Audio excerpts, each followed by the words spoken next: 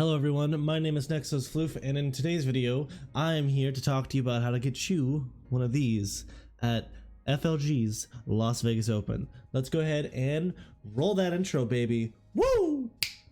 1995 in London, and this is when we really start to get into the nature of the He works much better for this process. I'm working with about 2 parts water to 1 part paint. I consider this a heavy glazing consistency. Yeah, set this right here next to the water bottle, that way y'all can see it during the video. Okay, the great kind of takes out. Anyways, hi everyone. I'm still getting over a little bit of a sickness. My wife is also unfortunately sick as well, so we're kind of holed up in the same room. Hobie isn't sick, but he is ever himself, so he's wants to be in here so he can get the attention. So let's go ahead and try and get this done as fast. Cut there. So I apologize. There's going to be a lot of cuts in this video, and we're going to try and just speed through it. We got a lot to talk about today. We're not going to get so far into the strategy of everything, but also more so the overall experience of LVO 2025 and honestly the greater ITC season as a whole, maybe. Okay, let's go ahead and get right into it with starting off into what is the Las Vegas Open. The Las Vegas Open is probably one of the biggest, if not the biggest, Warhammer tournaments of the entire event. People come from across the entire world. It's the last event of the ITC season. It's the last place for you to get any kind of points so you can finish off top of the leaderboards for your factions or the greater overall ITC champions. And it's just one of the biggest like meccas of love for this hobby. And honestly, it's probably my favorite event that I've ever been to. And hopefully in this video I can kind of show you my love for this event while we talk about everything and go over everything. But first we got to get to LVO, right? And by doing that, we got to talk about the trip that we had going into the LVO experience. Hey, it's editing, Floof. I'm cutting this part. I spent like 25 minutes rambling about driving through California. Yes, it's beautiful. No, it didn't take that much long. I slept a lot and played Balatro on the Switch. Okay, I'm gonna go back to being sick now. Bye. And everyone's arriving in the next day. I meet my friends at the hotel around like 5. My group that I'm gonna be staying with isn't getting in from their flight until like 8:39. So we just kind of like walk around the con area, hang out, and it's very chill. Overall, we're starting to see some people. We run into some people that I consider good friends. Ben Urick, Kyle Grundy. And then, yeah, just a lot of people from like our local community that I might not have realized was coming out. And it was just overall a great time. I really enjoyed it. Now, with that being said, we know why we're here. Let's go ahead and talk about LVO, right? The actual competition of LVO. What did I bring? What am I doing? How am I doing it, right? To start off, let's go over the list. We'll go ahead and maybe I'll put like a little drop down screenshot right here. If not, we go through the list as per the usual, right? To start off with our 5 characters, we have a Primus with a flaw in the armor that's going to give full rerolls to hit as well as lethal when it drops. That way a neophyte squad has lethals, sustained, and full rerolls to hit, and probably crit 5s when they drop, right? 3 Beneficti, all giving lethal hits when they drop in, as well as one of them is going to have Assassination Indigo, which is +1 hit against a character unit. Then lastly, a Reductus Saboteur. She's got a mine, she can grenade for me, she's grenade for free, and she's a lone op. Overall, nice, cheap character, helps in case indirect is good. We have 110 neophytes, 30 of which are going to have our more anti-chaff profile with heavy stubbers and flamers, so that'll be a 20 to 10 man. And then 80 of them will have our more anti-tank profiles with mining lasers and grenade launchers. Everything else is going to be seismic cannons and Webers. That's the general profile you'll see between all of the weapons, between all of the squads and what they'll have. 9 times out of 10, I always attach all of my stuff to the mining laser squads. The heavy stubber squad there was one, I just like having a cheap chaff unit of 20 guys to just be throwaways, to be a good rapid ingress target, to just walk at people and just touch things, right? With that being said, however, this squad was also there in case I ever got into like a more horde matchup, attaching a Primus to that. attaching a Primus to that will pick up any kind of squad. And going forward, we then have 3 Flacos, the Flaming Acolytes, 3 squads of 5 Flacos, a squad of 10 of them, and then a 5-man of Tacos, which are the heavy mining tool Acolytes. They generate CP on a 4-up. They're cool, they're great. 3 5-mans of Pierce Trains, and then 3 Mortars with Survey Augers. Overall, they're there to just constantly either harass chaff or give out 3 different sources of +1 AP. Overall, they were a massive help. Just being able to constantly have damage be up, even if I didn't always have sustained or anything like that. A bunch of guys with lethals and +1 AP and ignoring cover really did help force damage through on the later turns. And in the earlier turns, being able to harass any kind of like cheap scoring units that they wanted to throw up to the front really helped a lot as well. Yo, editing Floof one more time, throwing in just a quick thing because I realized I kind of brushed over the reason why I included the Pure Strains and the Acolytes. Acolytes are there to be either cheap units to do actions for us, or essentially try and trade with other chaff units that my opponent is putting onto points to try and force something of me. They're a non-committal unit, they're fantastic. The 10-man has a little bit more punch to it, as well as is a very great Overwatch threat in matchups to where my opponent isn't that tanky. It can be fantastic, especially if we're looking at either 3-up armors or T3 or T4. They're very great. And then the 3 5-mans of Pure Strains, I've noticed that I never really want to use Resurgence points to bring back Pures. So by investing a lot with them in points, I don't have to buy them back to get more value out of them with Resurgence points, if that makes sense. So I bring a lot loaded up front versus like 6 5-mans of Acolytes with Hand Flamers. I know I'm buying them back. I can buy that with Resurgence points, right? So I have 3 units that are infiltrated up and can be very aggressive, sacrifice to essentially stop early scouts if I need to. They're very strong. If you want to, use your points for like metamorphs or something like that, kind of what we've seen people pivot to, that way they can just buy them back and have this cheap, early turn 1 threat in the metamorphs, having the scout and all that. Sure, that's fine. However, I still think that having at least 1 or 2 units of the Pures are fantastic for what they can do for you. Anyways, back to your regularly scheduled broadcast. Bye. Now, into our matchups. First off, we have World Eaters. This one was a pretty simple layup in my opinion, just because they don't have any infiltrators. I'm able to put 2 5-mans of Pure Strain strung out in a way to where I can stop essentially all of his scouts. There's like a small little bubble in there, but he's not getting towards me, right? He's not moving like 21 in his first turn. And I also got first turn.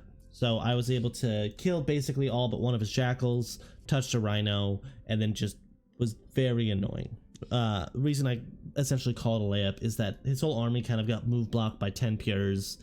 Angron went to the middle to go make sure that 10 Neophytes didn't sticky it. He kills the 10 Neophytes, and then Angron's in the center by himself. I blocked him off and blew him up with like 10 Flacos in the Primus unit, and it was pretty rough. Overall, my opponent though was a fantastic guy. Love him to death. We did this cool like MMA fight night pose right beforehand, which really kicked off my weekend to a lovely start, and I just want to thank you for that. Going into round 2, we actually got a pretty spicy matchup against one of the guys on Vanguard Tactics on Tau.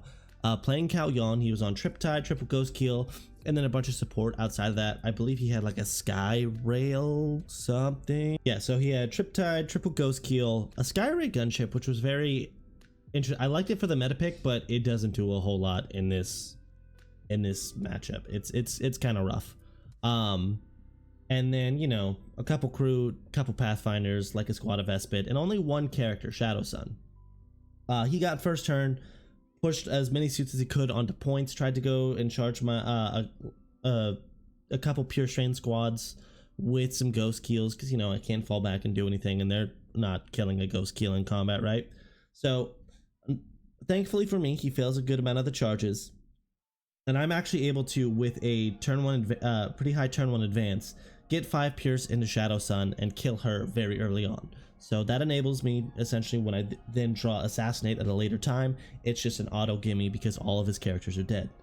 I focus on essentially doing primary and movement denial by just throwing bodies out to body block the actual suits themselves, unless they want to be in very disadvantageous positions. And then we get to my drop turn. I picked up 2 Riptides, and then as well a Ghost Keel had failed hazardous check twice, and then had taken 6 mortal wounds from the Reductus Saboteur mine when it went to try and shoot at her and whiffed. It cleared off his attempts to try and contend with my Natural Expanse, and then allowed me to just focus on pouring stuff into his Natural Expanse, and that was really what helped turn the tides and set who's in control of the game. Overall, lovely game though, very tight player, and I had a lot of fun playing it. I hope you did as well, my friend. Round 3, Blood Angels. Look at the pairings, Blood Angels, damn it. Look at the terrain, WTC, I'm screwed. Look at the opponent, oh hey, they're American. We both don't know what's going on here, great. Yeah, this was 2 Americans who had never really played on WTC terrain, playing on WTC terrain. And I thought I was gonna have a struggle of a time, and then in actually playing it, one, my opponent kind of misdeployed where their impulsor was and left them in this very awkward spot, which later on allowed me to get angles onto it to where when I blew it up, I had 2 squads, one aiming on one side of the wall, the other aiming on another side of the wall. That way, whichever side he put his rage-fueled captain on, I was going to be able to eat it up. He essentially tried to play this game to where he was defensive, but he ended up overcommitting a lot of his chaff resources very early on to handle some pure strains to secure overwhelming force, and allowed me to just eat away at his chaff to where all he then had was his like 2 big bricks of damage dealers and then like a bunch of ballistas dreads, and that's not gonna score you points against 100 neophytes, right? When I have more than 20 times your OC, it's very rough for you to hold points. So it was an unfortunate amount of whiffed rolls on my opponent's side as well. Like, he had put 5 JPI to charge into some acolytes and some pure strains, but put them in a spot to where I was able to overwatch them with 9 hand flamers. Did that on the charge, killed all but 1, and then the 1 guy gets into the 5 pures and the 10 acolytes, and it's just like, okay, I'm picking you up on my turn. And yeah, it just snowballed very much to where my opponent was handed this very awkward problem to solve, and it just kept slipping away from him. Overall, great game. However, really had a fun time with my opponent. We were just making jokes back and forth, and overall having a great time. And yeah, there we are, end of day 1. I'm 3-0. I don't know really what's going on. I'm more than happy. I am absolutely elated. I feel I have played against a very fun World Eaters opponent, and then 2 guys that I know take competition very seriously, in the way that I have seen them both perform very highly at events. And already I'm like, okay, I feel I've gone against 2 people at my level, right? And I've performed very well. So the list is doing good. It's playing counter meta very nice. Let's go ahead and just keep this rolling and see how far we can go. And I realize that night when pairings are posted that I kind of got what I thought was a nightmare matchup at the time, which is Invasion Swarm Tyranids. Already, I know what they're going to do. They're going to be picking sustained hits, right? I have 3 cards. There's no reason that they would want to pick lethal hits against those. I have more than I have like 150 bodies. They're obviously going to be taking sustained, but then look at their list. Single Maliceptor, 2 or 3 Exocrines, double Rupture Cannon, and then a squad of Zoanthropes and a Neurotyrant. And I look at it, and that squad of Zoes is really the only thing that can handle a 20-man and 1 activation, right? There's also a Norn Emissary, but 15 OC really can get outdone by 40 OC, so I'm not as worried about that, but it is a problem I have to be focused on, right? So we get into the game, and it's Purge. Like, okay, so my opponent's put in this really spot with their Biovore, because if they use it to do any Spore Mine things, then my mortars are going to have a field day in terms of, hey, thank you for the free purge, thank you for the free purge, thank you for the free purge. And if he just does it to get some chip shots into something, well then I can use that to go up if I want to, right? He can't put that into anything ever meaningful, especially since I can just regenerate, right? So if he puts it into something that's out of position, well then I just use my Cult Ambush and cool, I regenerate the guys you kill. And if you put it into something meaningful, oh hey, thank you for doing that, before you put real guns into it, I'm going up. So overall, essentially what he did is he towed his Biovore into the point, shot a Spore Mine behind it, that way he screened out like the 6-inch corner, and then just that was it for the whole game. And you know what? I think that was the right move. I don't know. It's a weird matchup, right? But it's pretty tense until on my drop turn, I dropped 5 Akos to just get some chip damage onto the Zoanthropes. I don't think he's going to overwatch them. You know, I have much more lethal threats that he has to worry about. And so here we go. I'm going to start setting other stuff everywhere. Oh, wait, actually he decided to overwatch the 5 hand flamers. All right, hell yeah. So 6 Zoanthropes with their 3 blast profile, sustained hits, the Neurotyrant with the flamer, they absolutely kill a 5-man, right? I use 2 resurgence points, I pick him up, and then I drop the Benefactor squad with Assassination Edict in front of the Zoanthrope squads, and I kill all but 1 Zoanthrope and the Neurotyrant. And go, cool. You now no longer have the stuff to really contest me and shove me off a point, like shoot me off. So I'm gonna drop 40 Neophytes onto the center point, and we're just gonna go from there and see what we can do, right? And it really allowed me to, from that point on, play to where he's gonna be getting kill more because I have just a lot of cheap resources. You know, he's playing Monster Mash, but I'm able to keep getting hold more. So we're kind of keeping that even on primary. I'm getting a little bit up on secondaries, and then round 4, I'm able to kill off the Emissary, the Lictor, the Neurotyrant, and the Zoanthrope. I kill 4, he kills 3, and I get a 16 that turn. And I get it 1 more 16. And that was really the nail in the coffin, right? So overall, great game. Loved playing against the guy. And yeah, we're here. We're 4-0. Okay. Stress is really starting to get to me. But you know what? I came here to do what I could, right? To give it my best shot. We'll go ahead and talk right now. Maybe I'll swap this to be at the start. I have a goal for this LVO. The last LVO I was 4-2. I have since then at other, majors and opens, made it to where my best record is 5-1. That was at the Bay Area Open in 2024, right? To where I lost to Adam Dye in round 6. I want to make 6-0 on day 1. If I make it to Shadow Round, cool. If I don't, cool. But what I really want is I want to go 6 rounds undefeated. If I go 6-1 after that, or if I don't make Shadow Round, fine. That's whatever. But I'm going to push myself and really try for this, right? So, let's just keep that in our minds. What we have going forward. Goal, Shadow Round. Dream, day 3. Cool? Fantastic. Alright. Next up, we got Dark Angels against a very, very strong opponent from Xenos Petting Zoo, Jeff Jew. I have seen this guy in passing a couple times, heard a lot of things, heard a lot of strong things, and I'm a little worried about this. I don't really have the damage to consistently shift 5 Deathwing Knights. It's a little shaky, right? He's also got some Outriders, which is a little weird for me to think about.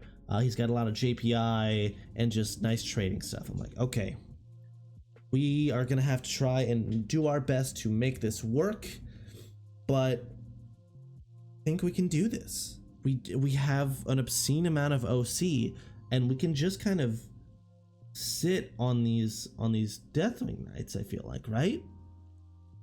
Well, that's essentially what happened.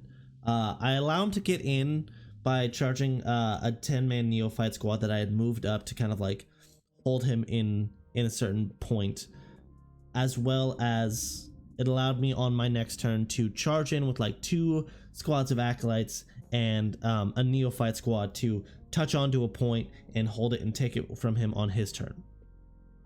Now we get to his turn. He walks 6 inner circle companions up along with Azrael, I want to say. I have left like Samael, I believe is the one on the bike, I'm not super sure, and like 4 Deathwing Knights on a point, right? This is gonna hurt. They're all gonna charge what is effectively remaining the 20-man neophyte squad and really mess me up. But I've got 5 mans touching the Deathwing Knights on this side, and a bunch of 20-man neophytes over here, as well as touching Samael, and making it to where they're just kind of like locked in.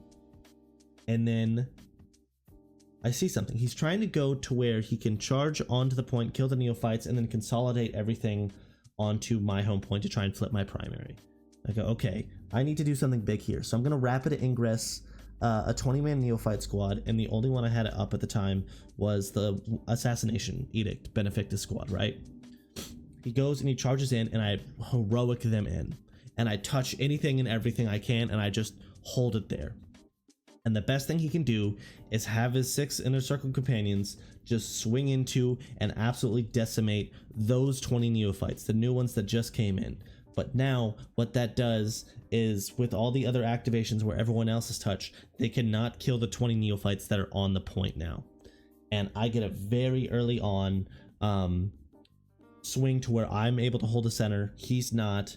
And then on the next turn, I move some guys in to take one of his points to where he's now down 5, I'm up 5, and it really starts to snowball in a way that just can be very crippling for him. I take another 5 from him later on one of his, I want to say on the first objective he had said, and I'm not killing that much. I'm killing it slowly over time. Grenades is certainly a thing, as well as just like doing the mortals to when people walk up and all that. But it buys me the time I need, and I'm able to set a very big lead with primary. I'm able to take it. Overall, thank you, Jeff, for a great game. Now, we're here. We're in a position I didn't think I was going to be in. Oh my god. This is... We can do this. We can possibly make it to the Shadow Round. All we have is one more game, and it's against Star Shatter. It's against the boogeyman of the meta, right? That's what everyone was scared about, was Star Shatter. It's double DDA, Silent King. It's got all the stuff. It's got all the things, and it's a little worrying, right? So we got to figure this out. I will say, going into this, Killian, my fellow non-binary, favorite opponent of the weekend. Genuinely fantastic human being, lovely person, very chill. We were both very tired, but we knew that we were like what each person was intending to do, and we were able to talk through things and be like, hey, X, Y, and Z is probably going to happen here. Let's do this here. And we were able to, like, you know, play my favorite type of Warhammer, which is a cooperatively competitive game, right? To where I feel like I'm a little smart. I feel like if we're playing a game of 40k, you're probably a little smart too. We kind of generally know what the other person is looking to do in their turns. Let's help them out a little bit, right? Not saying that your opponent always needs it, but stuff like, hey, you set these 5 guys here, you're doing containment, right? You want me to just check and make sure that your measurements are all good here? They probably are, but sure, fine, right? Overall, fantastic game. Killian was able to capitalize on some greedy plays I had made in deployment in hopes of trying to get turn 1, and was really able to make punish me for what I was doing, and that, honestly, good on them. However, I was able to pick off the Silent King earlier than they thought I was going to, as well as just the amount of stuff to where I'm able to take away all their chaff units and have to make them play the game with like their actual real units. Really ended up hurting them. And what I mean in terms of playing that good game of 40k, I thought I was out. I didn't think I was going to win it. We get to turn 5. I drop both my objectives, and I'm looking around on what I'm going to do, and I just hear Killian go, "Oh, hey man, you win." And I go, "Huh?" And they go, "Yeah man, you just walk these 2 guys on the point. Walk these 2 squads up, see what this charge is. You take that point from me and you win." And I look at it, and I just am like, I'm gonna trust you on this.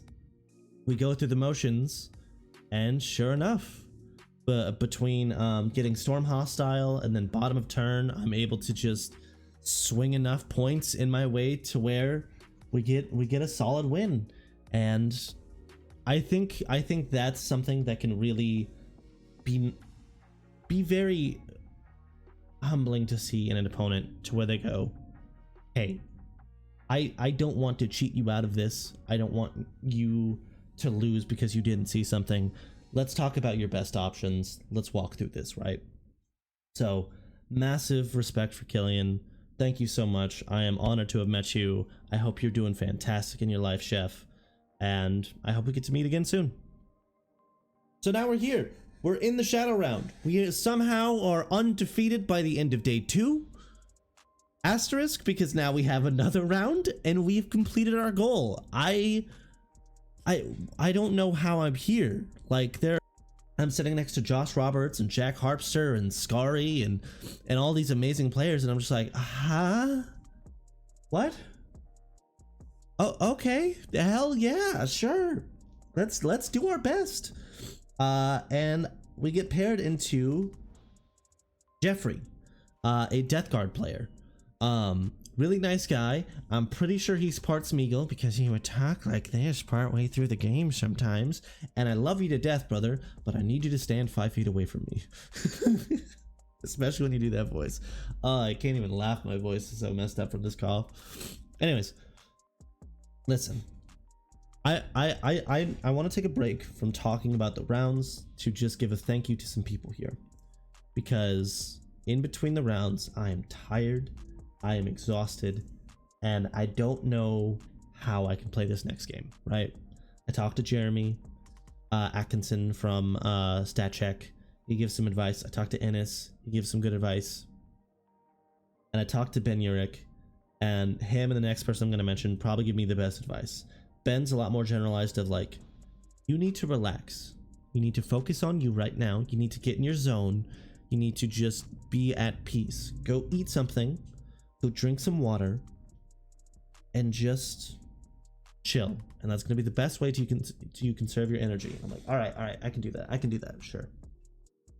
And then I ask someone who I have gotten coaching from before, someone who I consider a very good friend, and we've even made some content before. I've told you to go look at their channel. You know who they are before you know me. Kyle Grundy, the best Tau player in 40k right now.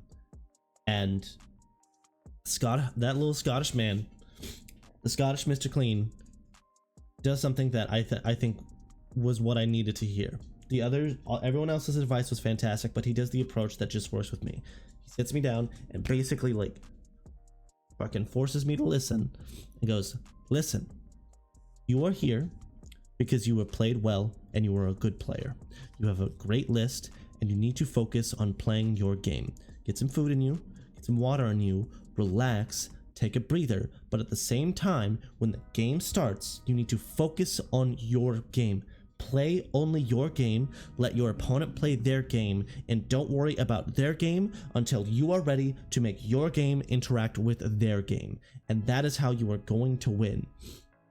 And it just made everything click. And it just felt like a flow state just washed over me at that point. So I'm like, all right, I just gotta do me. I gotta play the game that I've been playing this whole time.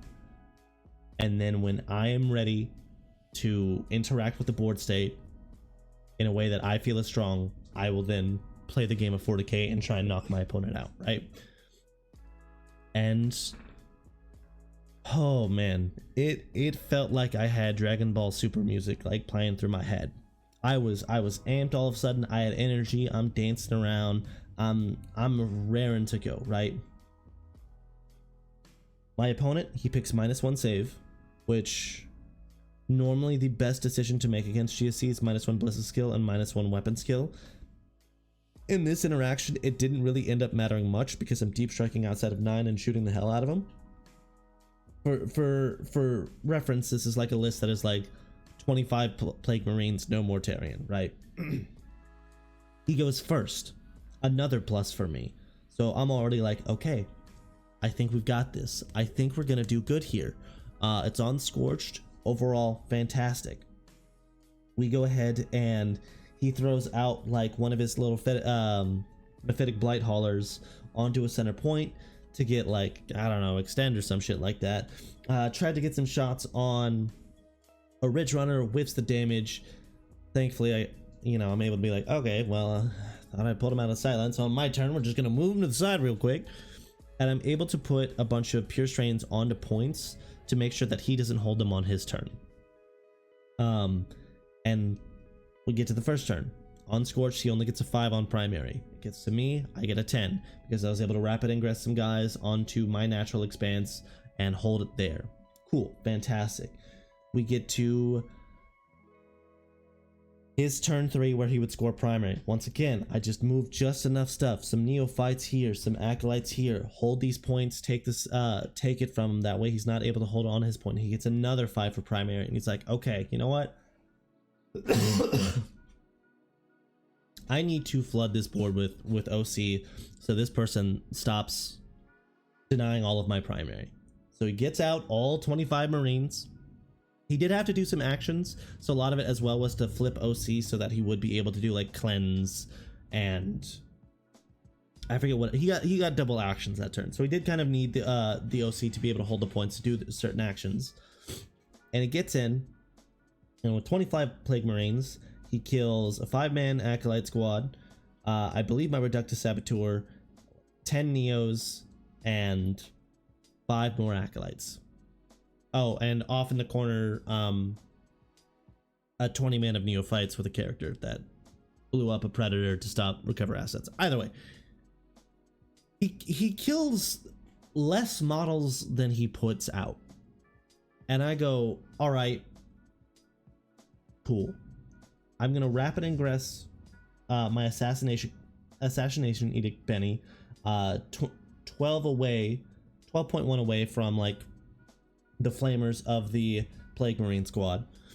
All the other guns were around the corner, couldn't really see either. So cool, we've got that there. On my turn, Primus squad drops to go deal with this 10-man here. We have another regular Benny squad down here that goes and deals with this 5-man, as well as a 10-man Flamer Acolyte squad that's 6-inch deep strikes. That way it can shoot onto the 10-man in the center as well.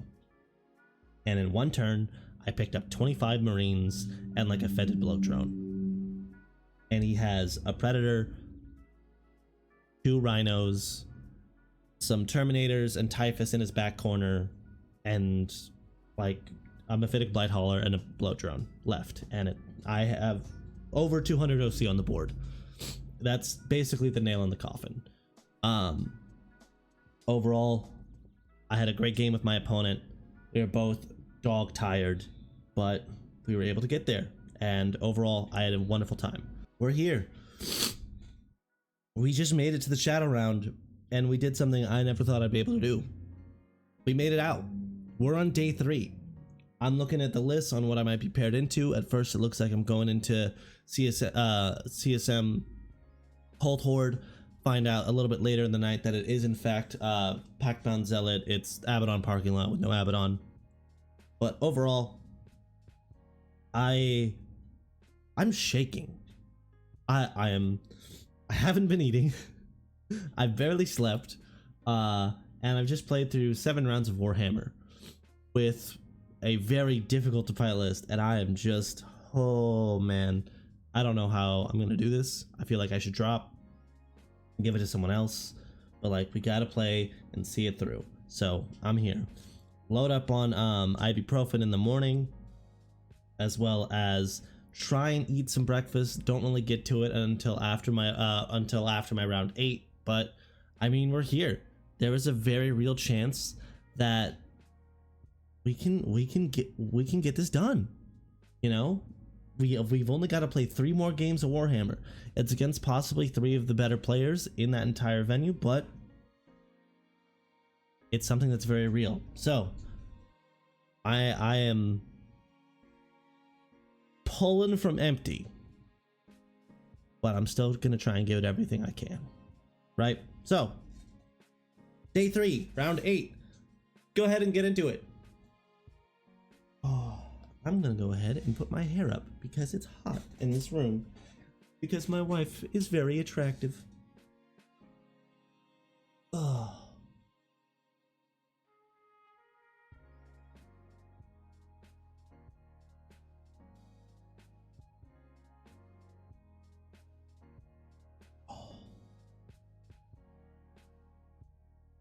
All right, gotta get serious because we're day 3.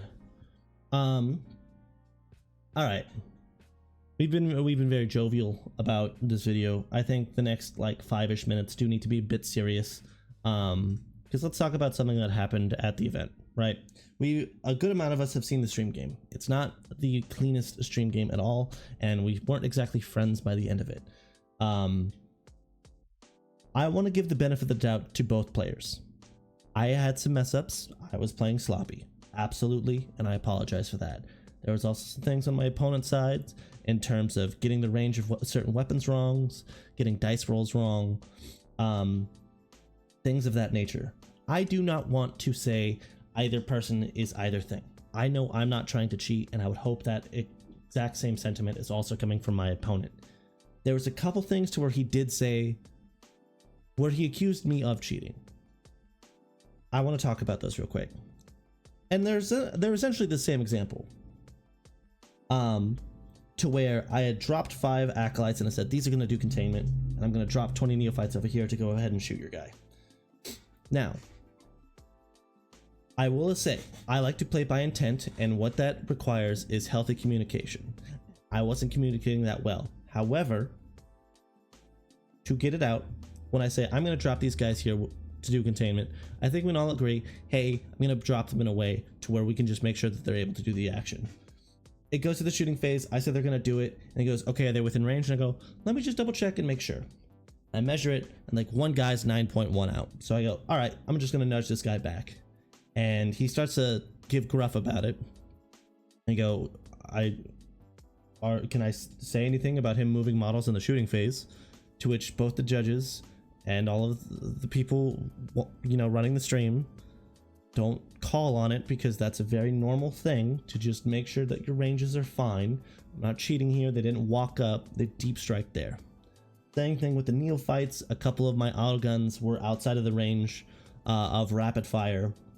With how I set them up, they're more than able to all be within. I just quickly dropped them in and moved along, because I wanted to make sure that we had enough time between this round and the next round, based on whoever lost or whoever won, that they would have enough time to, like, you know, gather themselves before the semifinals. So I'm trying to play quick, right? And that's when he really says, or he makes another comment about, I guess we can just move models in the shooting phase now, which I feel is very disappointing to hear.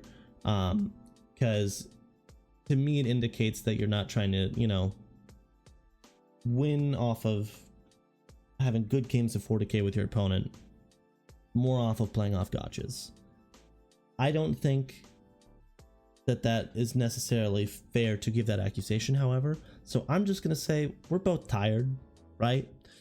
I think we both did something fantastic this weekend. We both made it to top 8, and that should be commended. I hope you have a fantastic year playing 40k. I hope you have had a fantastic weekend playing 40k, and I hope you wish the same of me. Let's both go our separate paths, and that's it. So I wish you all the best in terms of saying that those were egregious cheats. We had 2 judges at the event, or at that table, as well as the people streaming the event have played the game for years. If there was anything real that would have happened, it would have been called. There was a point to where I did think I had a shorter charge than I originally had, because I had measured through a predator. That's on me. I was just being dumb. I ended up rolling an 11, so it didn't matter. Either way, Kids, listen to your TOs. When the TO says, hey, this is out, don't try and be like, oh, but if I measure like this, I was being a dipshit. So I apologize that. Apologies to the FLG judges. Now, let's move on, right? We're talking about a good thing. End up playing through the game. It starts to turn around. My opponent sees that, they concede, sure. Moving on to the next round, we have Ben Neal, Vanguard Marines. Uppy downy, they're going to be shooting, they can be very aggressive, we're going to be vying for board control. Okay, this is going to be a weird game, but I think we can do this. It's search and destroy on like layout 8 or 6, or you know, the ones with like the buildings there. That makes it very weird for shooting angle. Overall, it's going to be a weird game, but it's going to be so unique that I'm excited for it.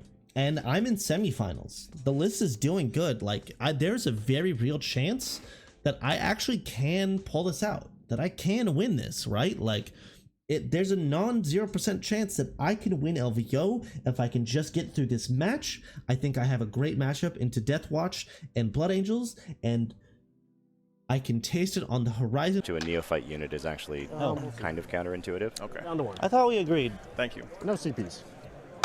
Oh, one gone. Hey, I was joking with Ben there. They said that they agreed that there would be no CP rerolls this game. Yes. So he's going to have to base... Just, you know. Man, I hate Calgar. Man, I hate Calgar. Oh boy. Oh, I hate blueberries. I'm gonna go. You know what? I always liked raspberries more. I'll say it. I'll be bold. Listen. What happened was totally avoidable. I essentially had the ability to scout a Ridge Runner back 9 inches. Instead, I just kind of rotated it so like some exterminators, I think they're called, you know what I mean, the Meltaboys, wouldn't be able to shoot it. If I had remembered that Calgar can advance and charge, that way he wouldn't be able to get onto my home point turn 1, maybe we have a much different game. Either way, I misplayed on forgetting certain redeploys. There was a 5-man squad that I left down that I intended to pull up, as well as just allowing him to get a turn 1 charge. It was a little unfortunate. He had to roll the 6 to give himself a 7-inch charge, but hey, that's how the cookie crumbles sometimes. He made the charge, and Ben saw where I had messed up and is a good enough player to go, okay, here is exactly where I need to punch to take them out of the game. And he did exactly that. And I had a great game. Even getting my little ass kicked, I had a great game. Overall, I can't be upset. I'm 4th at LVO. I'm best in faction for GSC. That's all I wanted. Like, I'm 2 stages past where my highest hopes felt realistic to me, you know? So, overall, Ben, I had a lovely game with you. Thank you for being a fantastic person and someone that I felt happy just getting destroyed by. Fantastic work on getting second, and in the nicest way possible. I hate your Calgar. And that's it. That was my LVO run. That was the run to get GSC into 4th place, to take home this little guy right here, and to land me first in the ITC for best in faction. God damn it, Ennis. God fucking. At least I'm top in America. At least I'm number 1 in America. That's all I care about. Yay. Yeah, this is something that I will forever be thankful for. I had a lot of, we're gonna go real quick into, we had a lot of people that supported me in this, people that I haven't talked to before, messaging me and being like, hey, I'm rooting for you, you got this. I've got people from the GSC Discord messaging me, rooting for me. I had people from my Discord messaging me. I had people from my local community. My local community had like 40 people like DMing me, just like, we're rooting for you, buddy, we love you, all this type of stuff. The support was overwhelming, and I could not be more thankful. Genuinely, thank you all so much for the love you gave me during that event. I will forever be thankful for knowing that, at least up until this point, I have helped grow a community that in my local area that is thankful to have me there and wants to see me grow and likes to see me succeed. Thank you so much, and I'm so happy that I could make you proud. To continue on to some of the thank yous, I've got just a list of people, if that is okay. Please hear this out. I understand that this is just me talking about my relations to these people, but I want it to be known that these people are good peoples within the pillars and are pillars within their community. To some of the more pro players, and specifically to these two who have given me coaching, and I would not have made it here without them. Innes Wilson and Kyle Grundy. Both of you I have taken at least a little bit of coaching from in some fashion or another, and you really helped bring me from the level that I was at to something that could contend at a level like this. Even though I need much more experience, I think the pressure really did get to me at LVO. The exhaustion really did get to me, so I do need to be able to, you know, handle that better next time. But still, the door was open because of you two, and I could not be more thankful for what you two have done for me. Continuing down, Jeremy Atkinson, you know, Curry, as well as Anthony Vanilla. Vanilla wasn't even there, but he was messaging me, and he's just the sweetest guy. He plays the meanest armies, but he's the sweetest person. Only sweeter by Jeremy himself, the nicest Canadian you'll ever meet. Basically, all of StatCheck super nice, okay? And then Ben Urich, super cool. All of Team USA, super cool. And then I met Jack Harpster and Nick Nanavati, and Nick Nanavati is like happiness incarnate. I don't understand. That man always smiles and is always laughing and is always just a good-natured person. What the frick frack? Yeah, all of StatCheck, our award, Team USA. You are the nicest people, and I am so glad the 40K community has you as pillars to uphold and make this place a better place. Continuing forward, now this is just people that I kind of know. Tabletop Titans, it's good to see you there again, always. If you ever want another Titan or someone to play GSC on the channel, offers there. Cameron Mitchell, one of the best Death Watch players I've ever met, as well as he said if I made it to top table, he would let me use his prosthetic leg to roll dice. That's simply him. That's simply him. All right, I didn't ask for that. Don't put that on me, but I was there. Anyways, continuing forward, Isaac Tirado, who just recently started a channel, Path to Victory. Great guy. Honestly, hope all the best for him. Celeste, a fellow Swarm guard player, actually. Super sweet. She checked in every round just to keep rooting me on. Her and her whole group are some of the nicest people I've met. Eric Tat, one of the most beautiful GSC armies I've met. Very soft-spoken individual, but just very nice and a very good player. Scary as well. Bet you didn't think I was going to put you at this point in the list. That's because you guys don't ever expect the Dark Eldar to come from where they come from. You need to be more vigilant, and you just got by the Archon. Boom. And then, yeah, continuing forward, Ruben Zhao, one of my favorite players in our local community. Nick Gaddis, a nice convert into the GSC. I played him at BAO. He was on Votan, and ever since then he has been on Brood Surge. Lovely. I met his family, which was super nice. Eddie Goshorn, Tyler Rousseau, my favorite boy band members in 2025, keeping emo alive, hell yeah. Mike Hurley, who was my round 1 World Eaters opponent, we did the fight night thing, super great guy. Ben Neal, fantastic player. He just won here. He just took second in LVO. I don't know if you heard about that. Everyone on my team, Tice, Ori, Tyler, Nutty, Eric Katsuda, who took 4th for best in paint at 40K with his orc army, which is fucking beautiful. The Mats, Jeff Exotic, Alfonso, Mark Wynn, Kevin, everyone in the NorCal community, especially the community made by Elysium Cards and Games. You guys are the reason why I'm in 40K. Thank you so much. Your love and support. I have cried multiple times thinking about what you guys have done for me and how I'm able to be here because of y'all. Lastly, and the most importantly, my lovely wife and my dog Hobie, some of the greatest support I have ever met or had. I don't know, words fail me now, but my love for you two will never cease. And thank you for showing me that same love in return. Anyways, I think that's gonna be it, guys. If you haven't been to an LVO, this is, I think, the best event to go to in terms of, we had people on our team coming out that this was their first major. And I think that's fantastic because it's not only some of the best competitive 40K minds, but some of the best hobbyists, artists, creators. Like, it is a mecca of inspiration, and you need to go.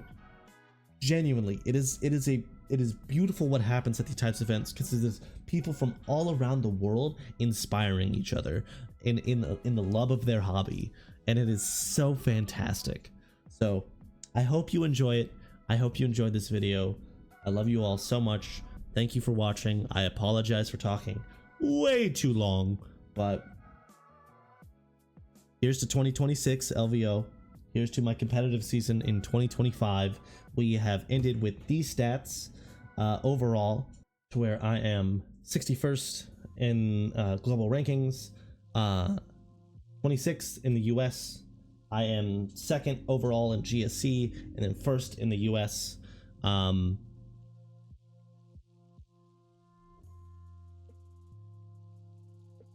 Here's to making those numbers go up even higher next year, right? Thank you all so much for this, and I hope to give you an even better performance the next time I am at LVO or on any stream game. Thank you so much. I only have one last question. Want to join a cult?